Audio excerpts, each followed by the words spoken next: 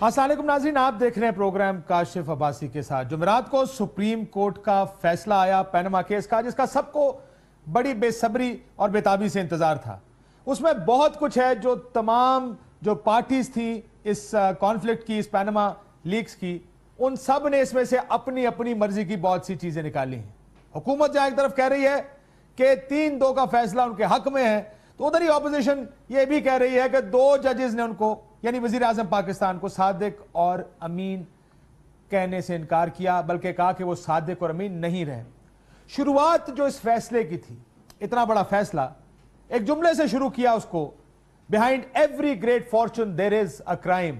Godfather का यह जुमला, यानी तमाम जो बड़ी दौलत, हर बड़ी दौलत के पीछे एक जुर्म छुपा है। बड़ा लोडेड जुमला है ये, जो इस जजमेंट, इस फैसले को शुरुआत के लिए इस जुमले को इस्तेमाल किया गया। क्या इसका इशारा हमारे मुंतखब वजीर आजम पाकिस्तान की तरफ से है, की तरफ है? मैं इस पर कोई कमेंट या रिमार्क्स नहीं पास करना चाहूँगा, लेकिन ये जुमला इंतहाई सख्त, और अगर इसका मतलब देखा जाए और मतलब समझने की कोशिश की जाए, उसको किसी तरफ इशारा किया जाए, तो ज़्यादा खैर ये जुमला ज़्यादा बेहतर उस तरफ जाता, अच्छा नहीं लगता। वज़ीर आज़म नवाज शरीफ सुप्रीम कोर्ट में जारी पनामा केस में नॉकआउट होते होते बच गए।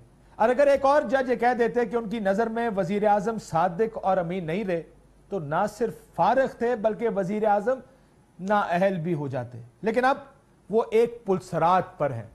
2 जज ये कह चुके हैं कि उनकी नज़र में मियां नवाज शरीफ वज़ीर आज़म पाकिस्तान सादिक और अमीन नहीं रहे। ये दोनों जज मुस्तकबिल के चीफ जस्टिस भी हैं। जबकि 3 जज साहिबान ने यह नहीं कहा कि वज़ीर आज़म सादिक और अमीन है, बल्कि कहा कि वो मजीद तहकीकात चाहते हैं। 3 जजों में एक बात हम आपको आगे चल के बताएंगे कि अपनी जजमेंट में लिखा कि शायद 184(3) यानी 184(3) के तहत वजीर आजम को घर नहीं भेजा जा सकता, यह भी कहीं ना कहीं उनके दिमाग में था। बहरहाल जब यह फैसला सुनाया गया तो खबर यह थी कि वजीर आजम 3-2 के फैसले में बाल बाल बच गए। लम्हा फिक्रिया था वजीर आजम पाकिस्तान के लिए, लेकिन यह खबर सुनते ही वजीर आजम पाकिस्तान और वजीर आला पंजाब से बगलगीर हुए। वुज़रा और खुशामदियों की फौज जो साथ मौजूद थी ने मुबारकबादों के ऐलानात शुरू कर दिए।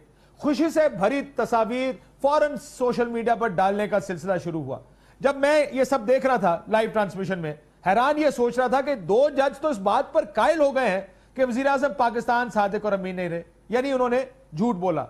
बार बार ये बात अपनी जजमेंट में लिखी है जजेस ने, 2 ने नहीं, 2 से ज्यादा जजेस ने ये बात अपने फैसलों में लिखी है, लेकिन सिर्फ उनको सादिक और अमीन ना समझना सिर्फ 2 जजों ने ये लिखा। और जजों का ये नजर उनकी इनफरादी फैसलों में नजर आया। जैसे मैं कह रहा हूं कि बिजनेस भी वजीर आजम के हैं और जायदादें भी वजीर आजम की हैं, और उनके बच्चे बेनामीदार हैं। यह भी नाम आपको जगह जगह इस जजमेंट में नजर आएगा। 2 जजों ने तो यह फैसला वाज़ेह सुना दिया, बाकी 3 जजों ने यह नहीं कहा कि वजीर आजम सादिक और अमीन हैं, बल्कि कहा कि थोड़ी तहकीक मजीद कर लेते हैं। इसमें खुशी और जश्न क्या है? दुनिया के किसी दूसरे मुल्क में अगर 5 सुप्रीम कोर्ट के जजों में से 2 जज कहें कि उनका वजीर आजम सादिक और अमीन नहीं रहा, तो सफ़े मातम बिछ जाती, इखलाकी दिवालिया निकल जाता, और किसी भी वर्किंग जमहूरियत में वजीर आजम को मुस्तफी होकर घर जाना पड़ता। लेकिन शायद पाकिस्तान ही एक ऐसा मुल्क है जहां ऐसे फैसले पर भी जश्न मनाए जाते हैं और वुज़रा विक्ट्री के निशान बना के कोर्ट से बाहर निकलते हैं, और इस तरह की तस्वीर सोशल मीडिया पर डाली जाती है। 3 माह हुकूमती वुज़रा ये शोर मचाते रहे कि बारे सबूत अपोजिशन पर है, और यह भी हकीकत है कि अपोजिशन कोई खातिर खा सबूत ना दे सकी। अदालत ने कहा कि 99% सबूत की जगह रद्दी की टोकरी है, मगर अदालत की तरफ से GIT बनाने के फैसले के बाद यह बात वाज़ेह हो गई कि वजीर आजम समेत उनके दोनों बेटे शायद अब मुल्जिमान बन चुके हैं। अब हर सवाल का जवाब उनको देना है, शवाहिद और दस्तावेजात देने का काम भी उन्हीं का है। खुद वजीर आजम असेंबली के खिताब में कह चुके हैं कि तमाम दस्तावेजात और सबूत मौजूद हैं, और इस मामले का दूध और पानी का पानी हो जाना चाहिए। अब जब यह मामला GIT की तरफ जाता देखा नजर आ रहा है, तो सवाल यह है कि शरीफ खानदान अब वो दस्तावेजात और सबूत कैसे दे पाएगा जो पिछले 3 माह के दौरान अदालत की 2 मुख्तलिफ कार्रवाइयों में नहीं दे सके। ये बयानात उनके के सबूत मौजूद हैं, पिछले 1 साल में तवातुर के साथ आते रहे, लेकिन सबूत कोई नहीं आया। अब तो मजीद कतरी खत भी शायद सामने ना आ सके, کیونکہ پہلے سے موجود 2 قطری خدود کو عدالت سختی سے رد اور مسترد کر چکی ہے۔ جب معاملہ عدالت میں گیا تو سوال تھا کہ لندن کے فلیٹس کیسے خریدے گئے، مگر اب فیصلے میں عدالت نے مزید سوالات کھڑے کر دیے۔ گلف سٹیل کیسے بنی، پیسہ کہاں سے آیا، پیسہ آگے قطر یا جدہ کیسے گیا، عزیزیہ مل اور ہلز میٹل اسٹیبلشمنٹ پر بھی سوالات اٹھا دیے گئے۔ یہ فیکٹریاں کن ذرائع سے لگائی گئیں؟ ٹی وی انٹرویوز اور تقاریر پر جن کے تضادات پر سوالیہ نشان تھے اور وزیراعظم کی تقریر پر ان کے وکیل نے استثناء لینے کی بھی کوشش کی تھی، ان انٹرویوز اور تقاریر پر بھی عدالت نے سوالات اٹھا رکھے ہیں۔ اب دیکھنا یہ کہ شریف خاندان عدالت کو مطمئن نہیں کر سکا، کیا یہ اپنے آپ کو جے آئی ٹی میں خود کو کلیئر کر پائیں گے؟ یہ ہے آج کا سوال۔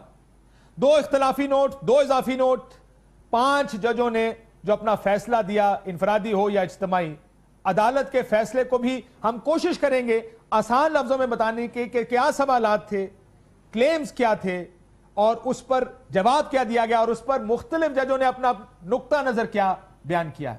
سب سے پہلے چلتے ہیں ثبوت کی طرف۔ یہ بات بار بار کی جاتی رہی، سب ثبوت ہمارے پاس موجود ہے۔ یہ بات حکومت کے وزراء کلیم کرتے رہے، ان کے میاں نواز شریف صاحب نے کہا، حسین نواز نے کہا، مریم نواز صاحبہ نے کہا، کیا کہا؟ پہلے آئیے اس کو سن لیتے ہیں۔ دبئی اور جدہ کی فیکٹریوں کے حوالے سے تمام ریکارڈ اور دستاویز موجود ہیں۔ ہر چیز کا جو ہے ثبوت میرے پاس ہے، تو آپ جو ہے نا اپنا مجھ تک ہی رہنے دیں۔ اگر لیٹ سے کہ جو ہے نا کل کو مجھے یہ بات آپ جو ہے نا قانونی طور پہ کورٹ آف لا پوچھے گا تو میں وہاں پہ دوں گا۔ ہم تو انتظار میں ہیں کہ کوئی ایسا فورم جلد از جلد بنے اور تاکہ ہم اپنے جو معاملات ہیں وہاں رکھ سکیں قوم کے آگے۔ جس حد تک کورٹ نے ہم سے مٹیریل یا ڈاکیومنٹری ایویڈنس طلب کیا، انشاءاللہ تعالی ہم اس حد تک کورٹ کو وہ ڈاکیومنٹری ایویڈنس ضرور پیش کریں گے۔ جسٹس اعجاز الحسن صاحب نے اپنے فیصلے میں کہا کہ وزیر اعظم مریم نواز اور حسین نواز شریف خاندان یعنی شریف خاندان اور ان کی سیاسی جماعت کے ترجمانوں کے ٹی وی پر بڑے بڑے دعووں کے باوجود کہ جائز ذرائع آمدن، منی ٹریلز، بینکنگ ٹرانزیکشنز موجود ہیں جو وقت آنے پر قانونی فورم پر پیش کی جائیں گی، لیکن وہ ایسا کرنے میں ناکام رہے ہیں۔ انہوں نے یہ بھی کہا، ہم افسوس کے ساتھ دیکھ رہے ہیں کہ ہر ممکن کوشش کی گئی کہ ہر وہ ذریعہ اختیار کیا گیا کہ معلومات کو چھپایا جا سکے اور ان تمام دستاویزات تک ملک کی سب سے اعلیٰ عدالت کی رسائی ناممکن بنائی جائے، جن سے ٹرانزیکشنز کی شفافیت اور جائز ہونا ثابت ہوتا۔ جسٹس آصف سعید کھوسہ صاحب لکھتے ہیں کہ جب یہ سوال پوچھا گیا کہ دستاویزات کے بارے میں وزیر اعظم نے قوم سے خطاب میں یا اسمبلی کے فلور پر کہا تھا، تو اس وقت کے وکیل سلمان بٹ صاحب نے عدالت میں کہا کہ وہ ایک سیاسی بیان تھا۔ حسین نواز نے بھی حتمی انداز میں کہا کہ 4 فلیٹس کی خریداری کا ریکارڈ موجود ہے اور وہ اس معاملے کو دیکھنے والی عدالت میں پیش کریں گے، لیکن یہ دیکھ کر جھٹکا لگا کہ یہ تمام باتیں اس طرف اشارہ کر رہی ہیں کہ عدالت کو متعلقہ حقائق کے بارے میں گمراہ کیا گیا۔ جب سے پینما کا قصہ سامنے آیا اور تحریک انصاف کا ہنگامہ شروع ہوا، میڈیا نے تنقید کے نشتر برسائے تو اس کا جواب وزیر اعظم کے 2 قوم سے خطاب اور 1 قومی اسمبلی کی تقریر تھی۔ وزیر اعظم کے 3 خطاب، حسین نواز کے 5 ٹی وی انٹرویوز میں قوم کو یقین دلانے کی کوشش کی گئی کہ وزیر اعظم کی زندگی ایک کھلی کتاب ہے اور جو کچھ ہوا آئین اور قانون کے دائرے میں ہوا اور تمام دستاویزات ان کے پاس موجود ہیں۔ 1972 میں جب اتفاق فاؤنڈریز کو ایک پیسہ معاوضہ دیے بغیر نیشنلائزیشن ہوئی، ہمارے والد محترم بھی کاروبار کی خاطر دبئی پہنچے اور گلف سٹیل کے نام سے ایک فیکٹری قائم کی۔ بھٹو دور میں ہی 18 ماہ کے اندر 6 نئی فیکٹریاں قائم کر لی۔ انتہائی کم سرمایہ کے ساتھ ہم نے ایک چھوٹی سی مل لگائی۔ میں نے ایک چھوٹا سا جو ہے نا اسٹیل کا کارخانہ میں نے اپنے نام سے شروع کیا، پھر تو الحمدللہ وہ جو 3 پراپرٹیز جو ہے نا میں نے لی، وہ جو ہے نا آج جو ہے نا الحمدللہ آج بھی جو ہے نا ہیں وہ پراپرٹیز۔ تمام شریف خاندان یہی بات دہراتا رہا کہ ٹھیک فورم پر تمام جواب دیے جائیں گے، لیکن جب فورم آیا سپریم کورٹ میں بار بار سوال پوچھے گئے اور یہ سپریم کورٹ اپنے فیصلوں میں لکھتی ہے کہ ہم نے بار بار سوال پوچھے کہ ان فلیٹ کی ملکیت کے کاغذات کہاں ہیں، مانگے گئے لیکن نہ کوئی ثبوت آیا نہ جواب۔ اس بات کو ججوں نے بھی محسوس کیا اور فیصلوں میں بھی اس ایشو کا، اس معاملے کا ذکر کیا۔ وہ تمام کہانیاں جو انٹرویوز اور قوم سے خطابات میں سنائی گئیں، کہا گیا کہ دبئی کی فیکٹری یا جدہ کی فیکٹری بیچ کر یہ فلیٹ خریدے گئے، سب بدل گیا۔ پہلے کے کلیمز کیا تھے یہ سنیے۔ سعودی عربیہ کی فیکٹری کی جس وقت سیل ہوئی تو اس سے جو انکم ہمارے پاس آئی الحمدللہ کافی اچھی انکم تھی، تو وہ باقاعدہ جو ہے نا وہاں سے سعودی عربیہ سے آفیشلی ٹرانسفر ہوئی برطانیہ۔ سیل سے میرا حصہ آیا تھا अल्हम्दुलिल्लाह काफ़ी अल्लाह ताला ने बरकत दी थी उसमें। तो मैंने एक छोटा सा जो है ना स्टील का कारखाना मैंने अपने नाम से शुरू किया फिर। अल्हम्दुलिल्लाह वो जो 3 प्रॉपर्टीज़ जो है ना मैंने ली, वो जो है ना आज जो है ना अल्हम्दुलिल्लाह आज भी जो है ना हैं वो प्रॉपर्टीज़ जो है ना हमारे पास। और ये बात है 2006 की, जब जो है ना अपना हम लोगों ने जो है वो मैंने बल्कि खरीदी। हसन नवाज साहब कारोबार कर रहे हैं और पिछले 20-21 साल से जो ना वहाँ पे कारोबार कर रहे हैं। जद्दा में आपने पैसा कमाया जी, कारोबार हसन नवाज साहब कर रहे हैं वहाँ पे, वो आपका पैसा जिससे कारोबार कर रहे हैं वो मुश्तरक मैंने अगर लेट से अगर हसन नवाज शरीफ को कोई पैसा दिया है अगर, तो क्या जाना अपना उसमें बुराई। ये थी वो ट्रेल्स जिनका 6-8 महीने तकरीबन जिक्र रहा जब तक ये मामला सुप्रीम कोर्ट में नहीं पहुंचा। जब सुप्रीम कोर्ट में आया तो यकायक एक कतरी खत नमूदार हुआ जिसने सब कुछ बदल कर रख दिया। वो तमाम कहानियां जो दुबई से शुरू होती थी, जद्दा जाती थी, वहां से लंदन और लंदन के अपार्टमेंट्स मॉर्गेज के जरिए खरीदती थी, वो तमाम कहानियां बदल गईं। और अब दुबई से पैसे कतर गए, कतर में इन्वेस्ट हुए, अपार्टमेंट्स जो कतरियों के थे सेटल हो गए। आपको याद होगा कि जब तकारीर की गई और इंटरव्यूज दिए गए तो बार बार यह कहा गया कि हमने ये अपार्टमेंट्स खरीदे, ये फ्लैट्स खरीदे गए। कहा क्या कहा, आइए सुनते। दुबई और जद्दा की फैक्ट्रियों के हवाले से तमाम रिकॉर्ड और दस्तावेज मौजूद हैं। हुजूर, ये हैं वो ज़राए और वसाइल जिनसे लंदन के फ्लैट्स खरीदे गए। तो अल्हम्दुलिल्लाह वो जो 3 प्रॉपर्टीज़ जो है ना मैंने ली, वो जो है ना आज जो है ना अल्हम्दुलिल्लाह आज भी जो है ना हैं वो प्रॉपर्टीज़ जो है ना हमारे पास। और ये बात है 2006 की, जब जो है ना अपना हम लोगों ने जो है वो मैंने बल्कि खरीदी गए। कतर से लाए गए बयान ने इस बात से शक खत्म कर दिया कि वजीर आजम ने कौम से खिताब और कौमी असेंबली में तकरीर करते हुए जो कुछ कहा वो पूरा सच नहीं था, और मालूमात की जो किताब उन्होंने पेश की उसके बहुत से सफ़े गायब थे। जब वज़ीर आज़म के कौम से खिताब और कौमी असेंबली में तकरीर को कतर से मंगवाए गए बयान के बराबर रखकर देखा गया तो साफ जाहिर हो रहा था कि यह सब कुछ जान बूझ कर तोड़ा गया है और इसमें सच की मौजूदगी नहीं पाई जाती, बल्कि जो सच्चाई बयान की जा रही थी उसको भी वक्त के साथ बेहतरी, तरमीम और मसलहत के तहत ढाला जा रहा था। तकारीर में फंड्स का रास्ता दुबई, जद्दा, लंदन था, लेकिन कतर के खत में बिल्कुल ही मुख्तलिफ रास्ता अपनाया गया, जो कतर से दोहा और दोहा से लंदन गया। लंदन पैसे नहीं गए, सिर्फ सेटलमेंट गई और अपार्टमेंट्स मिले। वजीर आजम ने कभी कतर में सरमायाकारी का जिक्र नहीं किया, जबकि उनके बच्चों का पूरा केस ही कतर की सरमायाकारी पर खड़ा है। यह सब एक समझदार आदमी को इस बात पर आमादा करने के लिए काफी है कि वजीर आजम ने अपनी वजाहत देते हुए ईमानदारी नहीं दिखाई। जस्टिस इजाजुल एहसन अपने फैसले में लिखते हैं कि यह बात नोट करने वाली है कि तारिक शफी और शेख हमद का अदालत में पेश करदा बयान हल्फी बतौर शहादत उसकी साख पर सवाल उठते हैं और कतर में 12 मिलियन दिरहम की सरमायाकारी की कहानी के लिए मौजूद मवाद की साख सबूत वाली नहीं है। हमें यह बहुत अजीब लगा कि गल्फ स्टील मिल के कयाम से लेकर बीसीसीआई को बैंक और दीगर फाइनेंशियल इदारों से गारंटियां मुआहदे करके दी गई, लेकिन जब कतर 12 मिलियन ट्रांसफर करने की बारी आई तो तमाम ट्रांजैक्शंस कैश की सूरत में की गई जिनका कोई दस्तावेजी सबूत मौजूद नहीं है। हमारे लिए यह नाकाबिले यकीन है, जस्टिस इजाजुल एहसन साहब लिखते हैं, हमारे लिए यह नाकाबिले यकीन बात है कि मियां शरीफ ने तारिक शफी को हिदायत दी कि तुम 12 मिलियन दिरहम शेख फहद को बगैर किसी तहरीरी मुआहदे के कैश की सूरत में दे दूं। 2 खतूत और 2 बयान हल्फी के गिर्द घूमती कहानी के मंदरजात मशकूक हैं और इन पर यकीन करना बहुत मुश्किल है। यह बात भी जस्टिस इजाजुल एहसन साहब ने अपने नुक्ते में की। कहानी के मुताबिक मियां शरीफ ने सरमायाकारी को 20 साल तक नहीं छेड़ा और इस दौरान यह इंतहाई सेहतमंद अंदाज में मल्टीप्लाई होकर डॉलर्स में बढ़ती चली गई। इस दौरान सन 2000 के बाद हसन नवाज को कारोबार के कयाम के लिए 4 मिलियन डॉलर से जायद अदा किए गए, जबकि 8 लाख डॉलर की अदायगी अल तौफीक केस में भी की गई। इसके अलावा हुसैन नवाज को भी जद्दा में स्टील मिल के कयाम के लिए 5 मिलियन डॉलर से जायद दिए गए। लेकिन हैरान कुन तौर पर, यह जस्टिस इजाजुल एहसन साहब लिखते हैं, हैरान कुन तौर पर ان تمام ٹرانزیکشنز کا کوئی بینکنگ ریکارڈ موجود نہیں جو اس منی ٹریل کو ثابت کر سکے کہ یہ پیسے کیسے قطر سے برطانیہ اور سعودی عرب پہنچے.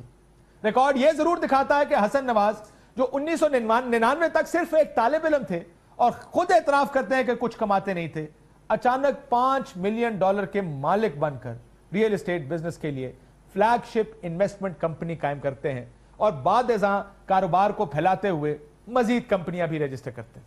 جسٹس اعجاز الاحسن صاحب نے اس قطری خط کو اڑایا کیسے؟ ان کا یہ کہنا تھا ہماری رائے میں یہ دستاویز بوگس ہے. انہوں نے بوگس کا لفظ استعمال کیا, اس کی کوئی قانونی حیثیت نہیں اور ہمیں اس کو مسترد کرنے میں کوئی ہچکچاہٹ نہیں. یہ سوال بھی جسٹس اعجاز الاحسن صاحب اٹھاتے ہیں. پوزیشن پہلے ہی اتنی بری تھی کہ جب شیخ حمد کا خط پہلے سے کنفیوز حالات میں نیا موڑ لانے کے لیے پیش کیا گیا تو اس نے معاملات کو مزید پیچیدہ کر دیا اور یہ واضح تھا کہ یہ خط بعد میں سوچا گیا تھا. جسٹس عظمت سعید صاحب نے بھی اپنے فیصلے میں اس قطری خط پر بہت تنقید کی اور کہا یہ ماننا اور اس کو ایکسپٹ کرنا بہت مشکل ہے. تمام ججز نے اس ایک نقطے کو یعنی قطری خط کو جس پر پوری شریف خاندان کا دفاع کھڑا تھا اس کو ماننے سے انکار کر دیا اور رد کر دیا. لیکن پھر بھی ایک موقع دیا گیا وزیر اعظم پاکستان کو اور ان کے خاندان کو کہ وہ جے آئی ٹی کے سامنے جا کے اپنا کیس دوبارہ ثابت کرنے کی کوشش کریں. جب سے آئی سی آئی جے کا یہ اور پینما پیپرز کا کیس سامنے آیا ہے اور وزیر اعظم اور ان کے صاحبزادے کی تقاریر اور انٹرویوز کا سلسلہ شروع ہوا, اس میں تضادات کو میڈیا ہائی لائٹ کرتا رہا. ان تضادات کو ججوں نے اپنے اس فیصلے میں بھی تنقید کا نشانہ بنایا. کیا تضادات تھے جو مختلف اوقات میں ٹی وی چینلز پر چلتے رہے؟ یہ سنتے ہیں. میری سینٹرل لندن میں پراپرٹیز تو دور کی بات ہے, میری پاکستان میں بھی کوئی پراپرٹی نہیں ہے. میں اپنے والد کے ساتھ رہتی ہوں. جسٹس آصف سعید کھوسا نے اپنے فیصلے میں لکھا کہ اگر مریم نواز اور حسین نواز کے درمیان لندن کی پراپرٹی سے متعلق 2006 میں کوئی ٹرسٹ ڈیڈ پر دستخط ہوئے تھے تو مریم نواز کو 2011 کے اپنے انٹرویو میں اس کا بتانا چاہیے تھا. حسین نواز صاحب نے اپنے انٹرویوز میں کہا کہ یہ پراپرٹیز بینکنگ چینلز کے ذریعے پیسہ لندن بھیج کر یہ پراپرٹیز خریدی گئیں اور مارگیج کر کے حاصل کی گئی. انہوں نے کیا کہا, ذرا کوئکلی یہ بات بھی سن لیجئے. الحمدللہ کافی اچھی انکم تھی تو وہ باقاعدہ جو ہے نا وہاں سے سعودی عربیہ سے آفیشلی ٹرانسفر ہوئی برطانیہ میں, اور الحمدللہ میں نے جو ہے 3 پراپرٹیز لی اور وہ بھی جو ہے مارگیج کروا کے لی. اور یہ بات ہے 2006 کی جب جو ہے نا اپنا ہم لوگوں نے جو ہے وہ میں نے بلکہ خریدی جس وقت. جسٹس آصف سعید کھوسا صاحب اس بارے میں کہتے ہیں کہ حسین نواز نے مارگیج کروا کے لندن میں 3 جائیدادیں لینے کا بتایا جس کی ادائیگی ابھی جاری ہے, اور مزید یہ بھی کہا کہ انہوں نے یہ جائیدادیں خریدی ہیں جو ان کے خاندان کے زیر استعمال ہیں. بس بدقسمتی سے ایسا کوئی ریکارڈ پیش نہیں کیا گیا جس میں سعودی عرب سے لندن کسی آفیشل ذرائع سے پیسے منتقل کرنے کا ثبوت ملتا ہو. وزیر اعظم کے اس بیان پر جس میں انہوں نے کہا دبئی اور جدہ کی فیکٹریاں بیچ کر یہ فلیٹس خریدے گئے, بیان کیا تھا پہلے وہ سن لیتے ہیں. دبئی اور جدہ کی فیکٹریوں کے حوالے سے تمام ریکارڈ اور دستاویز موجود ہیں. حضور, یہ ہیں وہ ذرائع اور وسائل جن سے لندن کے فلیٹس خریدے گئے. اس بیان پر جسٹس گلزار صاحب یہ فرماتے ہیں کہ مبینہ طور پر وزیر اعظم نے اپنی 2 تقاریر میں قوم سے جھوٹ بولا ہے, اور وزیر اعظم نے فلور آف دا ہاؤس یہ دعویٰ کیا تھا کہ London flats golf steel, Dubai اور ازیزیا مل کی فروخت سے حاصل کیے گئے. جسٹس گلزار آگے یہ بھی کہتے ہیں مگر جو مواد ہمارے سامنے رکھا گیا اس کے مطابق لندن فلیٹس خریدنے کی ایک نئی کہانی ہے. قطر کے شہزادے نے اپنے دونوں بیانات میں کہیں نہیں کہا کہ لندن فلیٹس الثانی خاندان نے خریدے اور یہ کہ نیلسن اور نیسکول کے بیرر سرٹیفکیٹس الثانی فیملی کے پاس تھے.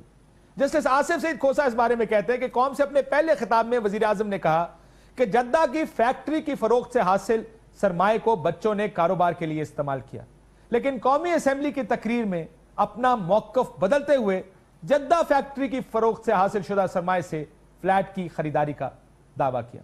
جیسے آصف سعید کھوسا صاحب مزید کہتے ہیں کہ ان انٹرویوز کی تفصیلات ایک پریشان کن تصویر بناتی ہیں کہ کب اور کہاں وزیر اعظم اور ان کے بچوں کے دعووں کے مطابق پراپرٹیاں خریدنے کی پہلے سے بیان کردہ کہانی نہ صرف تضادات سے بری ہے بلکہ وزیر اعظم کے قوم سے خطاب, قومی اسمبلی میں خطاب اور عدالت میں جمع کروایا گیا بیان بھی آپس میں میل نہیں کھاتا.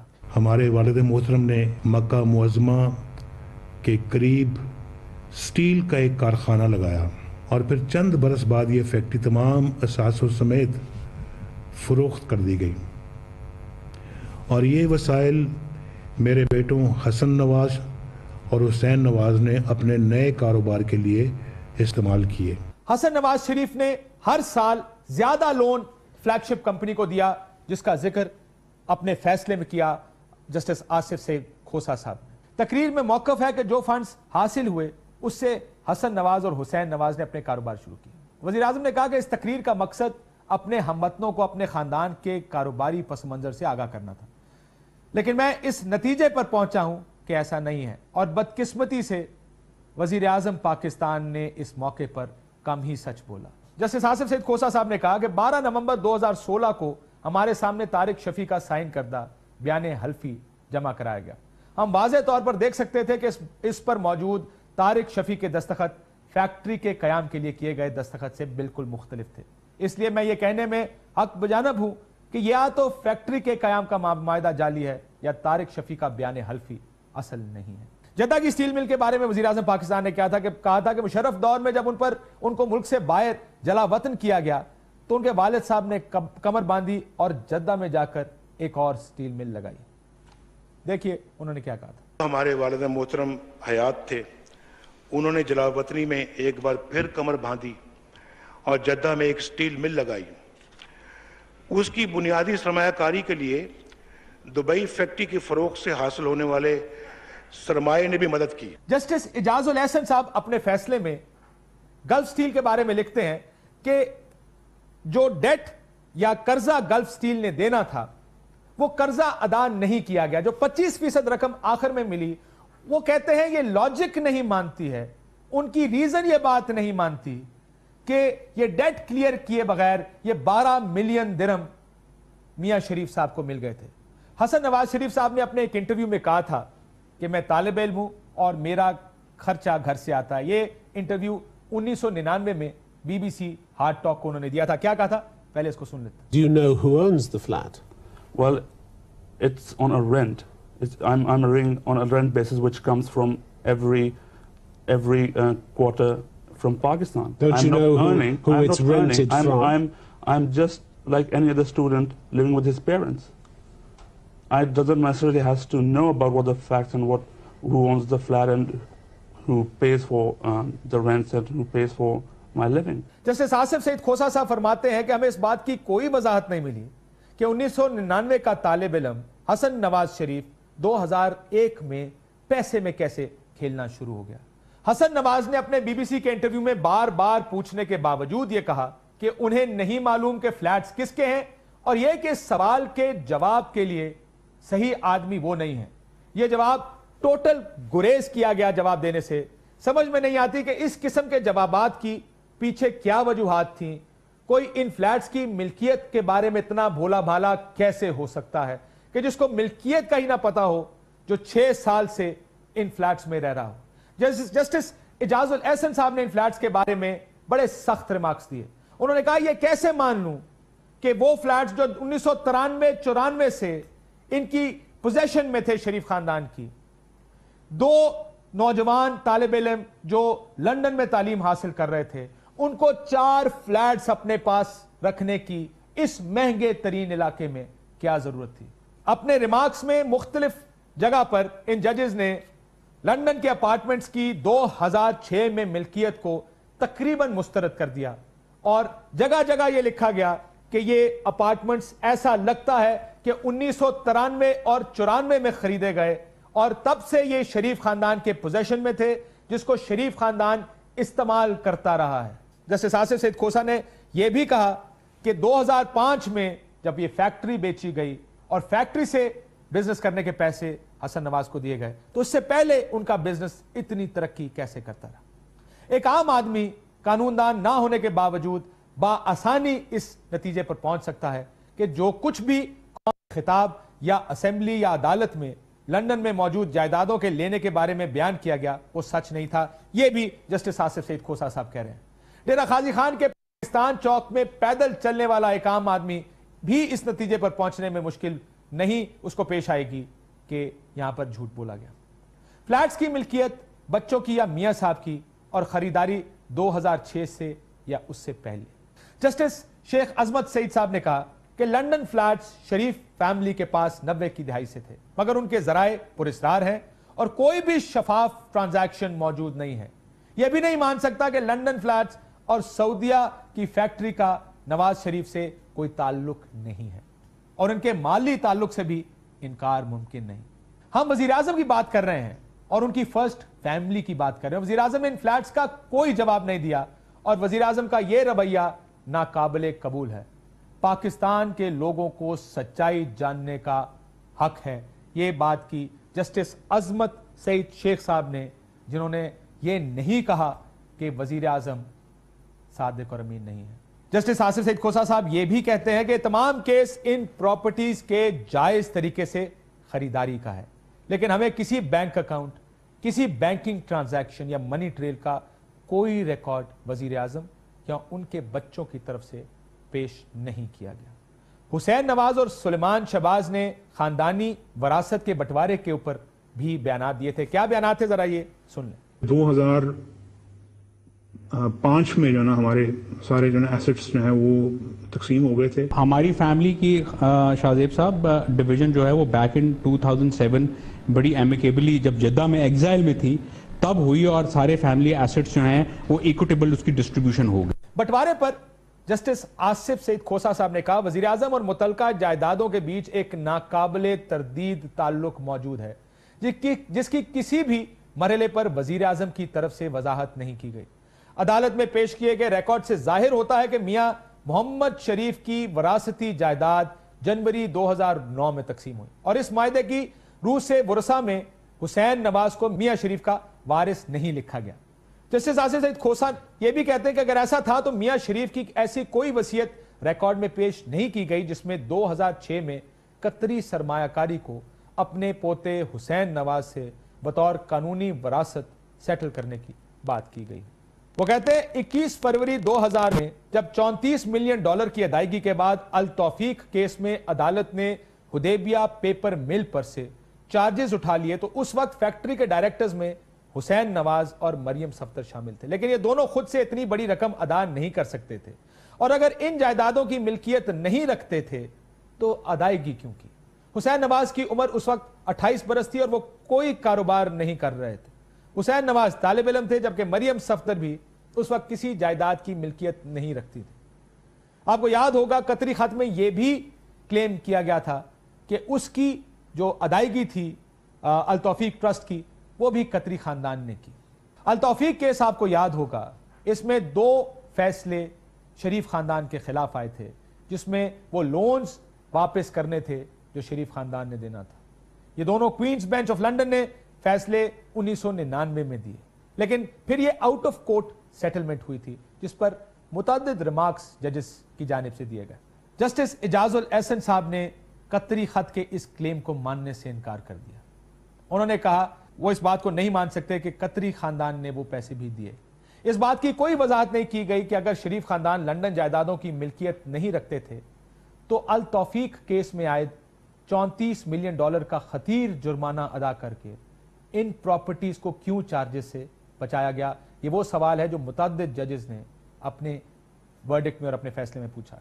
ایسا کوئی ریکارڈ عدالت میں پیش نہیں کیا گیا کہ وزیر اعظم کے بچوں کے مالی حالات ایسے تھے کہ وہ ایسی مہنگی جائیدادیں خرید سکتے, نہ ہی اس بات کا کوئی ثبوت دیا گیا ہے. اگر حسن نواز نے 2001 میں نامعلوم ذرائع آمدن سے کاروبار شروع بھی کیا تو وہ دعویٰ کر سکتے تھے کہ 2006 میں انہوں نے حسین نواز کو یہ فلیٹس خریدنے میں مدد دی, لیکن انہوں نے ایسا کوئی دعویٰ نہیں کیا. آپ کو یہ بھی یاد ہوگا کہ التوفیق کے اس کیس میں 4 پراپرٹیاں ساتھ اٹیچ کی گئی تھیں اور وہ یہی مے فیئر فلیٹس تھے. جسٹس اعجاز الاحسن صاحب اپنے فیصلے میں لکھتے ہیں کہ سوال پوچھنے کے باوجود کہ وضاحت کریں کہ کیسے 2 نوجوان مرد جو برطانیہ میں تعلیم حاصل کر رہے تھے کو رہائش کے لیے 4 بڑے اور خود مختار فلیٹس کی ضرورت تھی. کیوں حسن نواز نے 4 فلیٹس کو اپنے پاس رکھا اگلے 6 سال تک, یہاں تک کہ 2006 آ گیا جب سیٹلمنٹ کے طور پر یہ فلیٹس حسین نواز کو دیے گئے. گارڈین اخبار کلثوم نواز صاحبہ کو کوٹ کیا گیا, یہ آپ کو یاد ہوگا, متعدد بار آپ نے ٹی وی سکرینز پر دیکھا ہوگا. جسٹس اعجاز الحسن صاحب لکھتے ہیں, یہ ریکارڈ پر موجود ہے جو کہنے کی ضرورت نہیں کہ ایک موقف یہ بھی موجود ہے کہ خاتون اول نے 2000 میں ایک انٹرویو میں ان پراپرٹیوں کو خریدنے کا اعتراف کیا کیونکہ بچے لندن میں پڑھ رہے تھے.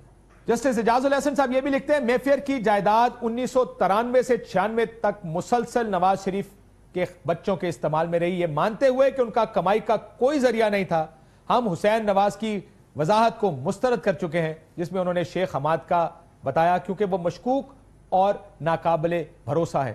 اس لیے ان حقائق کو مد نظر رکھتے ہوئے اور حالات دیکھتے ہوئے نواز شریف کی طرف سے بے نامی ٹرانزیکشن سے انکار نہیں کیا جا سکتا. یہ متعدد موقع پر آپ کو ان ججمنٹس میں نظر آئے گا کہ ججز اس بات کی طرف نشاندہی کر رہے ہیں کہ میاں نواز شریف دراصل ان پراپرٹیز کے اصل مالک ہیں اور ان بچوں کے نام یہ بے نامی کے طور پر رکھی گئی.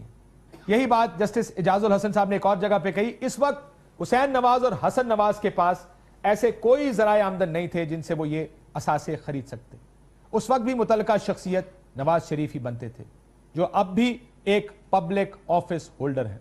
مریم نواز شریف اور حسین نواز شریف صاحب کی ٹرسٹ ڈیڈ کی قانونی حیثیت پر جسٹس اعجاز الحسن صاحب کہتے ہیں کہ مریم نواز جو اپنے بھائی کے شیئرز کی ٹرسٹی ہیں, اس کو ثابت کرنے کے لیے انہوں نے ایک ٹرسٹ ڈیڈ پیش کی. یہ ایک نجی دستاویز ہے جس کو کبھی کہیں رجسٹر یا تصدیق نہیں کروایا گیا, کسی دفتری ریکارڈ کا یہ حصہ نہیں ہے, نہ ہی آف شور کمپنیوں کے خلاف جو مے فیئر کی پراپرٹیز کو کنٹرول کر رہی ہیں کو یہ دستاویز ظاہر کی گئی. اس میں لکھا جسٹس اعجاز الحسن صاحب نے کہ it saw the light of the day for the first time in this court, جب اس کو سماعت کے دوران ہمیں پیش کرنے کے لیے نکالا گیا.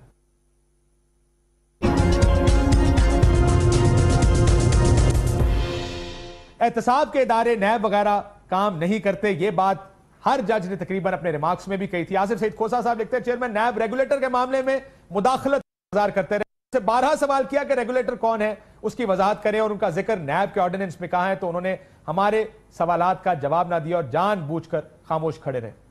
عدالت کے لیے بات باعث حیرت تھی کہ ریگولیٹر سے مراد کیا ہے, کیونکہ اس لفظ کا استعمال قطری شہزادے نے اپنے خط میں بھی کیا تھا جو وزیر اعظم کے بچوں نے عدالت میں پیش کیا. جسٹس آصف سعید کھوسا صاحب کہتے ہیں اگر یہ عدالت آج اس معاملے کو اس لیے چھوڑ دے کہ اس تنازع میں کچھ ایسے سوالات ہیں جو پیغام یہ جائے گا کہ اگر ایک طاقتور اور تجربہ کار وزیر اعظم یعنی سربراہ مملکت اپنے وفاداروں کو ایسے اداروں کا سربراہ بنا دے جنہیں یہ سوالات پوچھنے اور کرپشن جیسے سنگین معاملات کی انکوائری کرنی ہوگی, تو وہ ایسی کسی بھی کارروائی کو ناممکن بنا دیں گے جس کے ذریعے وزیر اعظم کو چھوئے جانے یا احتساب سے استثنا مل جائے گا, جو یقینی طور پر کسی تباہی سے کم نہیں. آپ کتنے ہی بلند مرتبہ کیوں نہ ہو, قانون آپ سے اوپر ہی ہوگا. جمہوریت, احتساب اور قانون کی بالادستی کا جذبہ یہ کہتا ہے کہ وزیر اعظم کو ایک بھی دن کی مہلت اس لیے نہ دی جائے کہ اس کے لیے کوئی اور فورم بھی موجود ہے, یا کیونکہ کرپشن کے ان الزامات کی مزید انکوائری کی ضرورت ہے, جبکہ کچھ حقائق موجود بھی ہیں. اس بینچ کے تمام ججز نے جو ایک نقطہ جس پر بہت دلائل دیے وہ 184(3) یعنی 184(3) کے تحت منتخب وزیر اعظم کو گھر بھیجنے کا اختیار تھا. ججز میں یہ بھی نقطہ نظر پایا گیا, جو 2 جج جنہوں نے یہ فیصلہ دیا, جسٹس آصف سعید کھوسا صاحب اور جسٹس گلزار نے, کہ ان کے پاس یہ اختیار موجود ہے, جبکہ 3 ججز اس بات پر سوال اٹھاتے رہے کہ کیا عدالت یہ فیصلہ دے سکتی ہے. اسی وجہ سے شاید 184(3) کے تحت جج صاحبان نے اس طرح کا فیصلہ دینے کی بجائے ایک JIT کے ذریعے اس کو مزید تفتیش کا فیصلہ کیا. سپریم کورٹ نے بہت سے سوالات JIT کے لیے پوچھے.